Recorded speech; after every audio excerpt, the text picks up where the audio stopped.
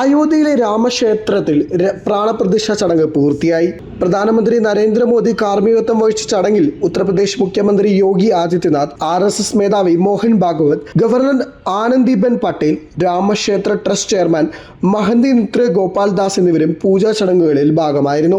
നരേന്ദ്രമോദിയുടെ സാന്നിധ്യത്തിൽ അയോധ്യയിലെ ശ്രീരാമ ജന്മഭൂമി ക്ഷേത്രത്തിൽ രാംലല്ലയുടെ വിഗ്രഹം അനാച്ഛാദനം ചെയ്തതിന് പിന്നാലെ അയോധ്യയിലെ ശ്രീരാമ ജന്മഭൂമി ക്ഷേത്ര പരിസരത്ത് ഹെലികോപ്റ്ററുകളിൽ പുഷ്പവൃഷ്ടിയും നടത്തി. നിശ്ചയിച്ച പ്രകാരം 12:20-നും 12:30-നും ഇടയിൽ തന്നെ പ്രാണപ്രതിഷ്ഠ ചടങ്ങ് പൂർത്തിയായി.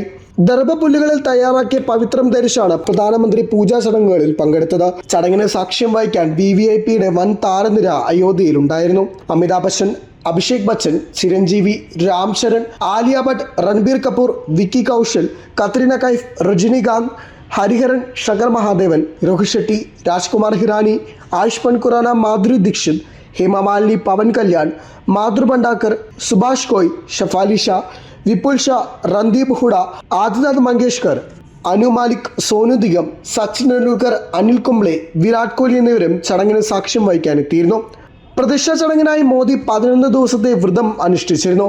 തറയിൽ ഉറങ്ങുകയും തേങ്ങാവെള്ളം മാത്രം കുടിക്കുകയും ചെയ്തതുൾപ്പെടെയുള്ള നിരവധി ആചാരങ്ങൾ പാലിച്ചായിരുന്നു മോദിയുടെ വ്രതം.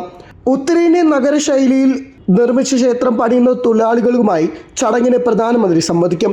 ക്ഷേത്രത്തിന്റെ 392 തൂണുകളിലും 44 വാതിലുകളും ചുമരുകളും ദേവീദേവന്മാരുടെ കൊത്തുപണികളുമുണ്ട്. 5 വയസ്സുള്ള ശ്രീരാമന്റെ വിഗ്രഹമാണ് ശ്രീകോവിലിൽ സ്ഥാപിച്ചിരിക്കുന്നത്. 380 അടി നീളത്തിലും 250 അടി വീതിയിലും 161 അടി ഉയരത്തിലുമാണ് ക്ഷേത്രം നിർമ്മിച്ചിരിക്കുന്നത്. ക്ഷേത്രത്തിന്റെ പ്രധാന കവാടം കിഴക്ക് ഭാഗത്താണ് സ്ഥിതി ചെയ്യുന്നത്. 32 പടികൾ കയറിയാൽ ക്ഷേത്രത്തിൽ എത്തിച്ചേരാം.